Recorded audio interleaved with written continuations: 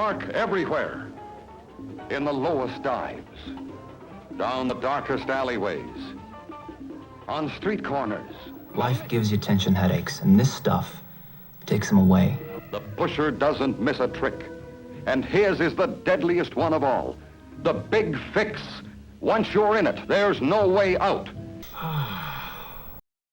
Whether obtained through legal sources or sold on the street, the effects of downers are similar.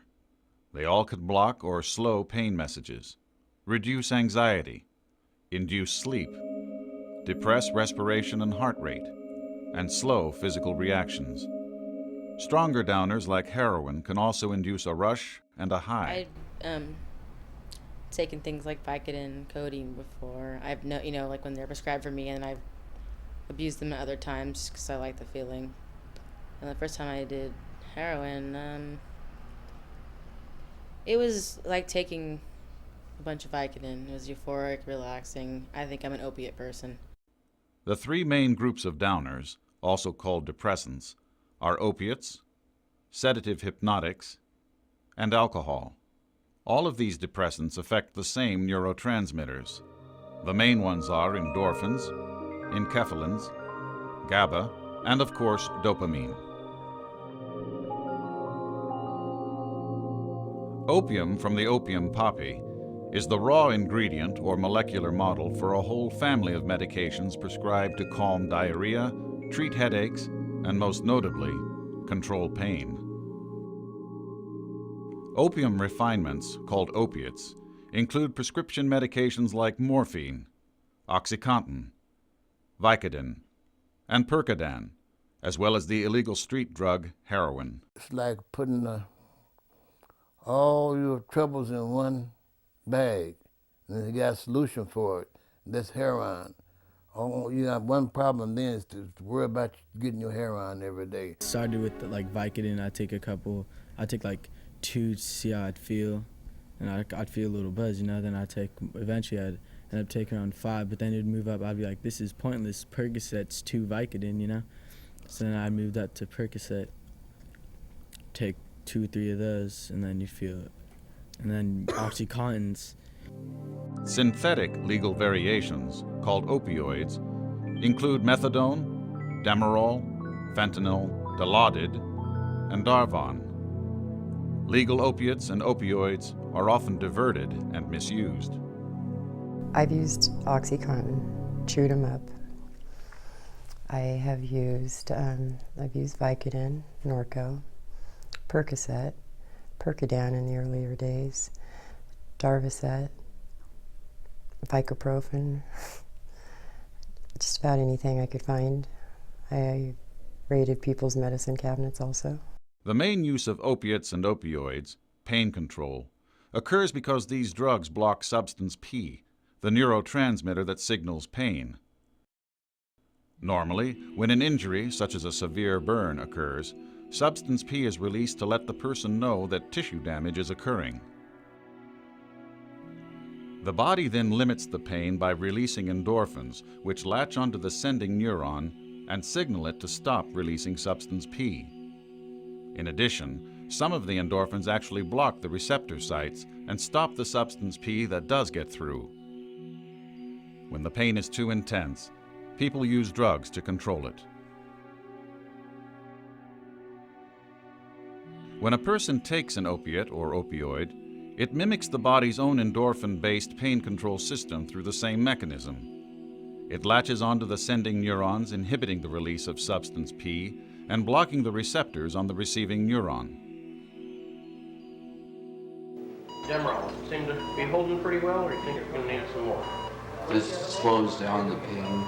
There is a myth that being prescribed prescription sedatives and prescription opiate painkillers leads to addiction, while being prescribed drugs and using them for medical treatment rarely actually leads to addiction. What usually happens is somebody has a genetic or environmental predisposition and gets prescribed these things, becoming an addict. And then there's also the situation where you have recovering people who have been maintaining the recovery for years, but then need these medications for a medical purpose, get prescribed them, and that causes a relapse. I had Percocet after the birth of my first child, and I loved them. I started in the hospital saving up enough so I could get loaded. Didn't take them for the pain, just liked the feeling. The second major effect of opioids is on the autonomic nervous system.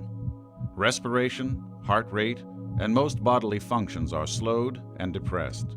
The increased use of methadone to treat pain has also resulted in a number of increased overdoses. In fact, it's become one of the leading causes of drug overdoses across America. It's actually that you get more overdose deaths from methadone than you do from overdose deaths from heroin. The third major effect of the stronger opioids, such as heroin, hydrocodone, or OxyContin, is the intense high or euphoria they can induce by releasing excess dopamine.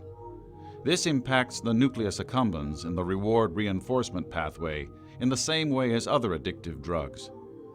That rush, for first-time users in particular, can be indescribable and, unfortunately for most, not repeatable. But when I first started using it, I thought it was the greatest thing since sliced bread. And till one night I wasn't feeling good. And I didn't know that I could get a habit from it. Opiate dependence develops because of tolerance, tissue dependence, fear of withdrawal, and alterations in the reward reinforcement pathway. Tolerance and tissue dependence to addictive drugs are really interrelated. As the brain reacts to addictive substances to accommodate them or to block them or to get them somehow out of the body, it's also causing brain cells to build up a reaction, a counter-reaction to those drugs, so that once the drug is no longer there, they go into what's called a withdrawal phenomena. Tolerance develops through several mechanisms as the brain tries to protect itself from repeated exposures to foreign substances. One is that the body metabolizes the drug faster than normal.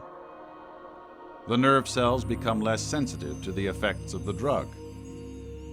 The brain learns to compensate for effects by using other parts of the brain. And receptor sites retreat from the excess endorphins into the membranes of the receiving nerve cells through a process called downregulation.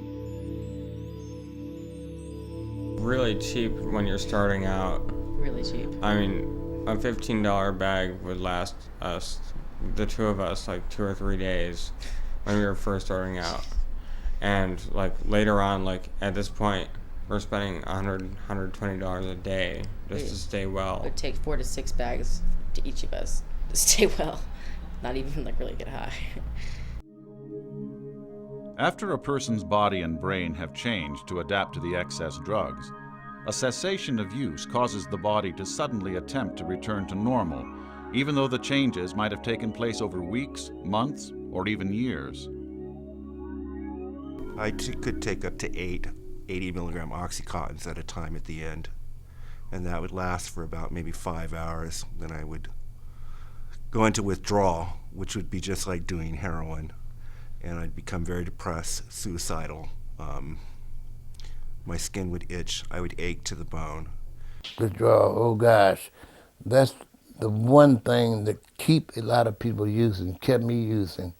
I would have plenty of heroin, all the things on my mind, dread the day I've got to kick this habit. Stomach cramps, not just stomach cramps, diarrhea, everything that can go wrong with your intestinal tract happens. Your legs, you kick constantly at night. I think they call it kicking. Your legs will jerk and kick uncontrollably and keep you up. You have insomnia.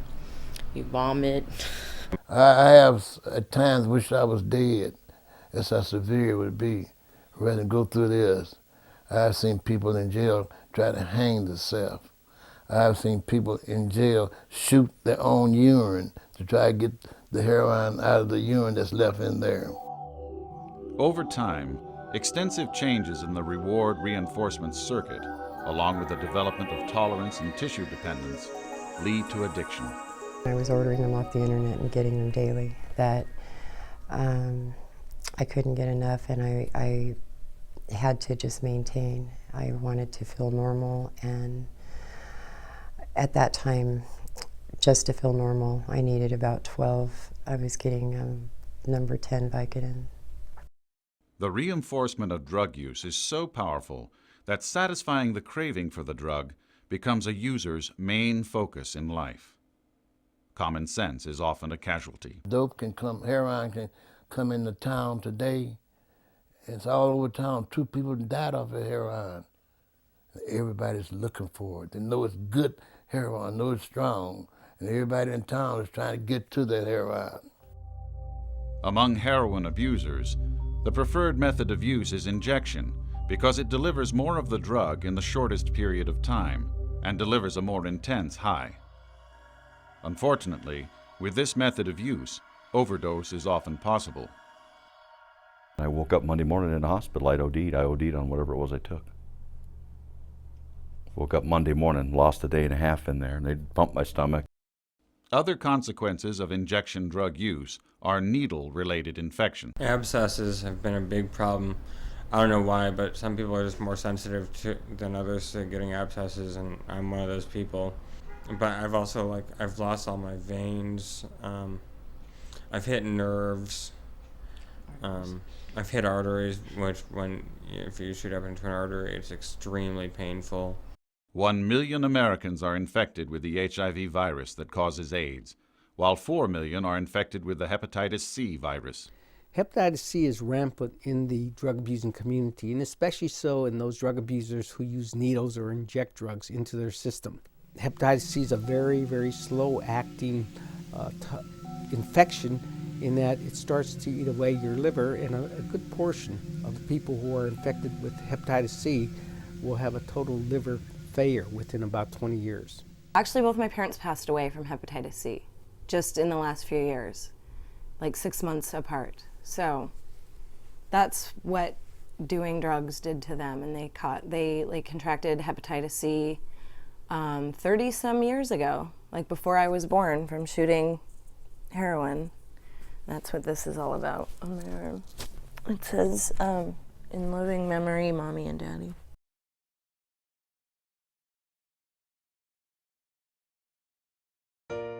Sedative hypnotics have been around since the 19th century. These drugs, from bromides to barbiturates, to Miltown, to benzodiazepines, have been used to relieve anxiety, diminish emotional pain, and induce sleep. The most widely used sedative hypnotics over the last 35 years have been the benzodiazepines such as Xanax, Klonopin, and Valium. Benzodiazepines are among the most wonderful and most terrible medicines in medicine.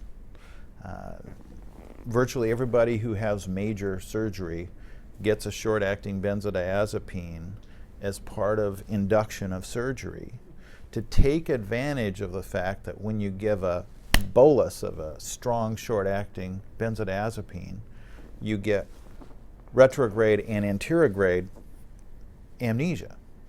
And nobody wants to remember going under anesthesia or listening to the saw or the knife. Benzodiazepines and other sedative hypnotics have also been called alcohol in pill form because they cause the same lowered inhibitions, muddled thinking, loss of muscle control, and aggression when one drinks too much. The benzo problem patient of the 90s is different than the benzo problem patient of the 2000s. I think in the 90s it was more anxiety, alcohol, polysubstance abuse that way. These days, I think there's a lot of benzo use in the heroin crowd. It's used along with opiates. The difference between a heroin high and a benzo high would be that heroin would take me out, and the Valium or the Xanax, in my case, would just lower my hyperactivity. Like opioids, excess use of sedative hypnotics can depress the respiratory system and heart rate to dangerous levels. The greatest danger and the most emergency room visits occur when alcohol, another downer, is used at the same time as a benzodiazepine or opioid. This occurs because the liver becomes incapable of simultaneously filtering both drugs, allowing the sedative or opioid to enter the bloodstream at full concentration. The abuse of prescription drugs, whether through overprescription by physicians, diversion of legitimate supplies, or counterfeiting of wanted medications has led to a number of cycles of sedative hypnotic abuse. I really had a hard time accepting the fact that I was addicted to benzos. I had, because they were so easy to get, there was no really illegal aspect to it. Many of the overdoses are due to experimentation by teenagers with different combinations of pills at farm parties. I don't know, just kids had them, or like my friends' parents, like cabinets or whatever. My best friend's mom had little prescription bottles of Percocet and Vicodin, like hundreds of them, and so we just take them at school, just go to school. Well, I would take it sometimes, like from people that I knew, like friends' moms, but that was when I was like really shady, like when I used to like do anything for drugs. But like I got prescribed it a couple times for like colds, because I kind of like lied to them, was like, yeah, like Advil doesn't work for me like ever, and like I need harder drugs, and like my mom kind of just like went along with it. Because sedative hypnotics, including Rohypnol and GHB, cause amnesia, they have been slipped into the drinks of unsuspecting women to make them vulnerable to sexual predators. They are known as date rape drugs. They took advantage of me while I passed out at a party, and I was sleeping on the couch, and I woke up and they were doing stuff to me that they shouldn't have been doing, and I remember running into the bathroom and throwing up and then sleeping on the floor that night. In recent years, newer sedative hypnotics, including Ambien, Lunesta, Rosarum, Lyrica, and Sonata, have become popular. The long-term effects of these medications and their addiction liabilities are being continually examined. These substances have great potential to be good medications. They have amazing psychoactive effects and change the way a person thinks and feels. But we also have to always be aware that they have great potential for abuse and addiction as well. Tell your doctor if you're taking other medications or if you have any muscle pain or weakness. If you experience a serious allergic rare but serious reaction, side severe effect. abdominal pain, or become constipated for 3 or more days, The tell most your common doctor side right effect away. is a temporary burning sensation. Some people may experience fainting. If you drink Some people alcohol may or have take nausea, medicines that make you vomiting, drowsy, diarrhea, or if you bruising, experience and increased abscess. gambling, Some people may have sexual, or muscle other cramps intense or loss urges. of appetite, or may feel tired. No prescription.